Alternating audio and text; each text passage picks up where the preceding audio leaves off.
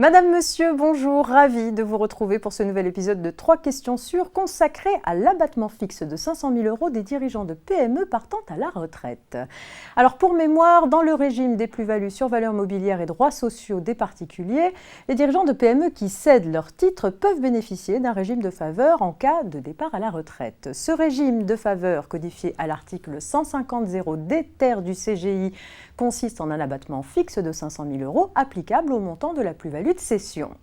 Il est temps de soumettre vos questions à notre experte Sophie Delage, rédactrice spécialisée à la rédaction fiscale. Bonjour Sophie. Bonjour Marianne.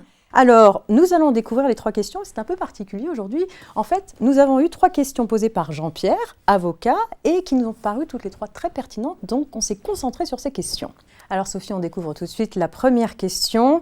La voici. Est-ce que les dirigeants de sociétés d'exercice libéral, les SEL, peuvent bénéficier de l'abattement de 500 000 €? Alors oui, les associés de sociétés d'exercice libéral, les SEL comme vous le dites, peuvent bénéficier de cet abattement de 500 000 €, mais il y a une condition. Il faut exercer une fonction de direction, puisqu'en effet, parmi les conditions qui sont exigées pour bénéficier de l'abattement de 500 000 €, eh bien, le cédant doit avoir exercé dans la société dont les titres sont cédés une fonction de direction, et ce de manière continue pendant les 5 années qui vont précéder la cession. Alors, la loi dresse une liste des fonctions de direction éligibles. On a notamment le gérant de SARL ou de SCA, l'associé en nom d'une société de personnes, et puis enfin le président, directeur général, président du conseil de surveillance ou membre du directoire d'une société par action, donc type SA ou SAS. Donc à ce titre, le dirigeant de SEL peut bénéficier de l'abattement fixe de 500 000 €.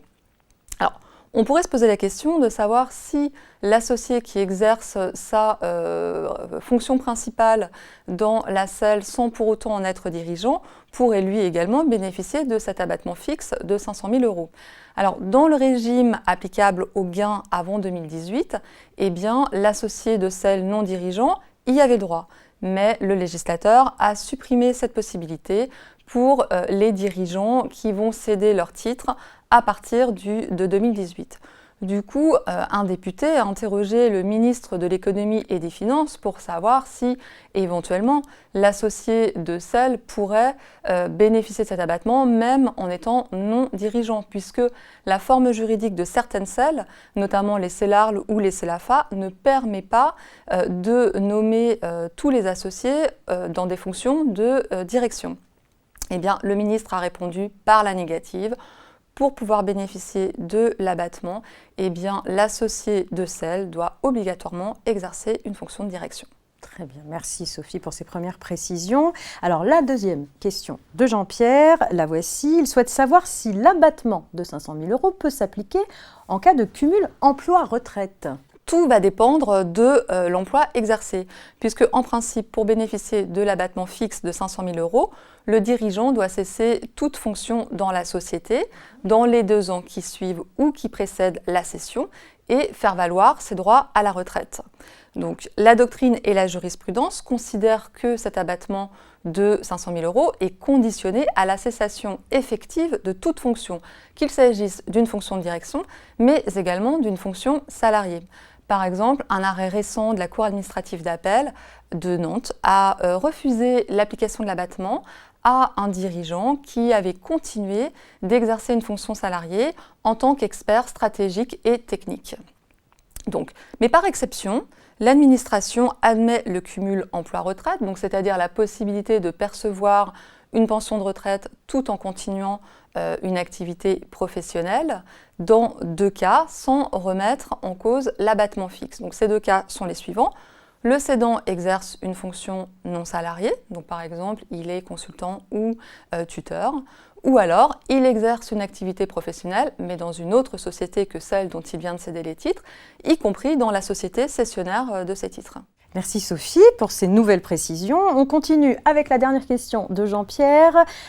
L'abattement de 500 000 € s'applique-t-il pour le calcul des prélèvements sociaux, Sophie? Non, il ne s'applique pas pour le calcul des prélèvements sociaux. En revanche, cet abattement va s'appliquer pour le calcul de l'impôt sur le revenu. Alors que l'impôt sur le revenu soit calculé par application du prélèvement forfaitaire unique de 12,8% ou alors par application du barème progressif de l'impôt sur le revenu.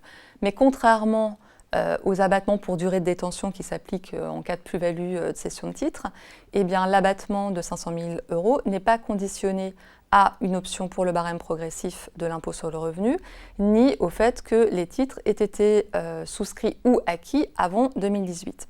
Donc pour l'assiette des prélèvements sociaux, eh bien, on devra retenir la plus-value brute, c'est-à-dire sans application des abattements. J'attire quand même l'attention des cédants, ne pas oublier de porter le montant de l'abattement fixe dans la déclaration de revenus complémentaires, la 2042C, parce que sinon l'administration pourrait calculer les prélèvements sociaux sur le montant net de la plus-value et en cas de contrôle, eh bien, redresser le cédant compte tenu de la réintégration dans l'assiette des prélèvements sociaux de cet abattement. Et c'est d'ailleurs une affaire qui a donné lieu à un contentieux que la Cour administrative d'appel de Paris a tranché récemment et a appelé donc des intérêts de retard et des compléments de prélèvements sociaux sur la plus-value qui avait été déclarée sans l'abattement de 500 000 €. D'accord, vigilance donc. Très bien. Bon, merci Sophie. Je pense que Jean-Pierre a toutes ses réponses maintenant. Pour aller plus loin sur le sujet, je vous invite à consulter le hors-série RF 2018 6 titres des dirigeants, quelle fiscalité, le paragraphe 6000 et les suivants particulièrement, ainsi que le dictionnaire fiscal RF 2020 études plus-value sur valeur mobilière. Là, je vous laisse chercher le paragraphe en question. C'est la fin de ce 3 questions sur le dernier de 2020. L'occasion pour la rédaction et moi-même de vous remercier pour votre fidélité et vos questions pertinentes tout au long de cette année. 3 questions sur revient dès janvier 2021 avec de nouvelles thématiques, vos questions et bien évidemment le décryptage des experts de la revue Fiduciaire.